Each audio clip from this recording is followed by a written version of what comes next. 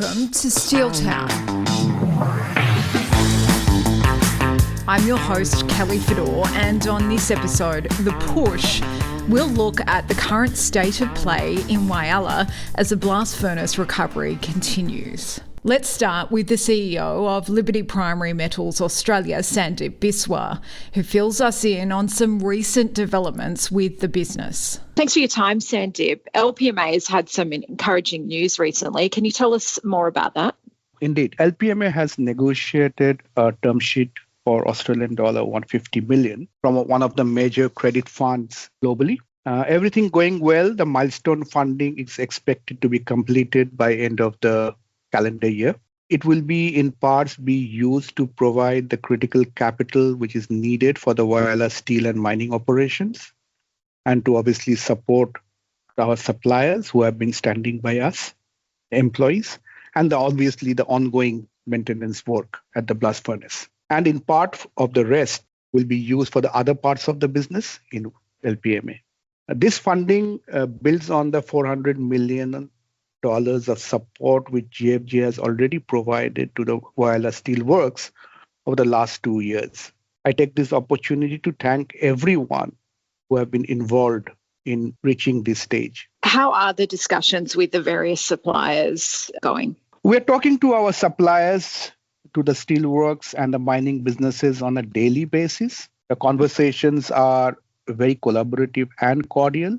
We are all working towards the same goal of making Whyalla a success.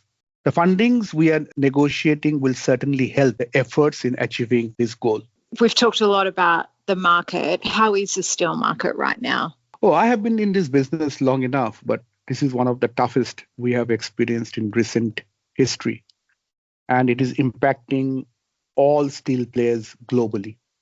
But the listeners should feel encouraged that we are proactively navigating our way through this challenging period. We have established the Back to Black task force, which is being led by my senior colleague, Thierry Victor. Right now, we are in the phase of restart of the blast furnace, but we expect to move to the second ramp-up phase of transformation very, very soon.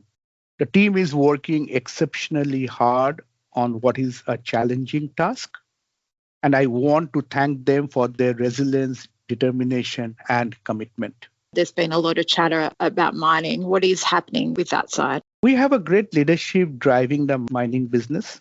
They're working in lockstep with those behind our transformation from hematite to magnetite mining, which is where our future is. After more than a century of mining hematite in middle back ranges, the resources are coming to an end of life, and we are in the process of ramping down hematite mining to make way for our transition to magnetite, which is key to our green iron and steel strategy. The rolling mill is a key part of that green iron and steel strategy Sandip spoke about. John Ortley visited the team at the steelworks and spoke to a few workers about what is the final step in the steelmaking process. My name's Thomas Carpenter. I'm the reheat furnace leader. I've been here for 6 years. Prior to that, I was an electrician for 9 years at the company. So we're looking through the entrance door of the reheat furnace cavity. What actually happens in this furnace area? Yeah, so this furnace area, we're in charge of reheating the blooms that we get from the caster and getting to the desired rolling temperature for the mill. Today I'm on the floor of the rolling mill, talking to the team involved in the final step of the steelmaking process, where products move from the reheat furnace to be finished and sent off to customers. Let's go to Shift Process Controller Jack Haines. These slabs arrive from steelmaking. They can be between 2.3 to 8.8 tonnes. They are walked through our reheat furnace to a rolling temperature. They are then rolled through our 4 breakdown hot rolling mills. Well, they'll go to our hot saw, cut into three or four pieces, walked across the cooling beds, straightened, and then cut into customer lengths and final checks done from there. Right, we've got a bit of noise going on at the moment here in the background, and it looks like a giant crane that's just gone over the top of us. Is that what it is, Jack? Yes, that's one of our 3 cranes that we have here in the structure mill, and that is the 30-tonne crane. So what does the 30-tonne crane do, and what's it doing right now? The 30-tonne crane is used to pick up and move things throughout the structure mill. It's a vast space with red-hot steel and plenty of noise. Thomas and Jack have given us a pretty good overview of the process. I also sat down with Amrit Mungat, who is tasked with overseeing operations, to find out more about the products produced here. So we have a fairly diverse product range which starts from universal beams, universal columns, angles, PFCs, which are called parallel flange channels. Rail, we are the only rail supplier in Australia. In fact, we are the only long product makers in Australia. And to add to that range, it's also the mainline sleepers, which you might have heard in the last broadcast, which also touched on the solar post, which we are now making at the track lock as well. This division of the steelworks is centred on customer needs and requires skill and passion as nation-building projects evolve and change. It is actually a domain we need to explore very passionately as a business, because more customers are looking for value add onto the products which we are already doing, which might simply mean that cutting into the right lengths and drilling and having it assembled ready. And that's exactly the challenge which team took on at the track lock, where we converted the mainline sleeper line into punching and drilling line for the post for the solar panels. And it is a ready-to-use solution which can be customized to any kind of range which customers want. And we are pretty much ready to go and I think supply whatever the market needs right now. And the rolling mill remains an integral piece as we look forward to the transition to green iron and steel. In fact, this is the only piece which stays as important as it is now, as going into the future, because this is where we are making finished goods. The good part will be the semi-finished goods we will get from whichever route of operation, whether it's DRI, EAF or the current one, it will be more greener. And then what we can do is looking at more establishing a much wider and lesser carbon footprint product range, which will be, I guess, something which we are all eagerly waiting for. We just need to look at what more value additions we can do here at the mill to even make our products appeal more to the customers. That means the rolling mill team will continue to contribute to nation-building projects for years to come. Let's go back to Jack and Thomas, who talk about how proud they are of what they create. Oh, absolutely. What I like to do when my friends and family come to visit, I like to take them down to the Whyalla jetty, where they can see the product that we roll for the jetty. You can even see the LSAS branding on it, which is always great. Yeah, most definitely. It's always a benefit, Australian made, and having a part in that is a great pleasure. The Shooting Stars organisation plays a significant role in Whyalla, helping more than 100 students every year. South Australian Operations Manager Stacey Gray tells us about this very special organisation. Thanks, Stacey. For those who are unfamiliar with Shooting Stars, what is the program about?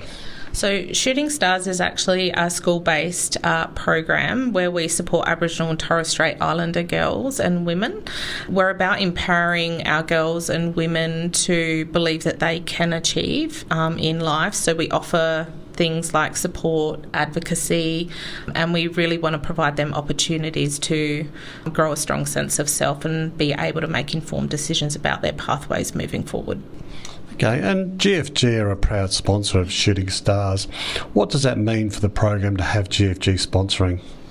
We feel really privileged that GFG have decided to sponsor Shooting Stars. It allows us to offer additional opportunities to the girls that they may not have had otherwise. So it goes into offering camps, career opportunities and everyday experiences such as trips to Adelaide or, treetop climbs and discussions around careers. I think is really important because our girls don't necessarily consider GFG as an employment opportunity, but then when we have these conversations, they're like, oh wow, there's so many diverse opportunities, maybe GFG could be a place that we could work. Fantastic. I know we have the Shooting Star girls come up to our Adelaide office, up to the 10th floor, and part of our sponsorship with Port Adelaide, we've gone to football matches. I mean, they're really special events. Can you describe them? That event was actually really quite special. The girls came into the GFG head office and they were able to see, what GFG was all about and the different aspects to GFG, and the girls were really engaged in learning about the different job roles that could be of opportunity for them. And we went to the football, which was the first time that we've been to the football with the girls. And before we left, you know, girls were like, oh, I'm not sure about footy, I don't really know. They all raved about it. They were all cheering. They were all really excited. And, you know, even last week I was talking to one of the girls and they referred back to the football and how amazing and fun it was. So it leaves imprints on them. Absolutely. To have the girls come to Adelaide was special for our office as well. And have you seen the results, the product of your program as amongst these young girls when they leave school and go out into life? Yeah, absolutely. I think the benefit from us is that we get to work with them from year 3 onwards, and so we can really, you know, walk that journey with them for a long period of time. You know, this year we've been really lucky. We've employed one of our school leavers, year 12, last year. So she is a program assistant with us this year and doing an amazing job. And we've also supported some of our school leavers from last year to go through checks and balances for employment, and those girls have been employed in the education system. So really good outcomes for those girls, and we'll continue to support them for as long as they need moving forward. That must be really special to see the results like that when they move on from the program. How does that make you feel? I feel really, really proud of them and, you know, really invested in wanting them to succeed, whatever that might look like for them. So it completely fills my heart and I'm humbled. As always, let's finish with a safety takeaway. Hi, I'm Nikki Khan and I am a safety specialist at Liberty Primary Steel. And my safety takeaway is, your hands are your tools. Protect them with the right gloves for every job. Join us next time for another episode of Steel Town.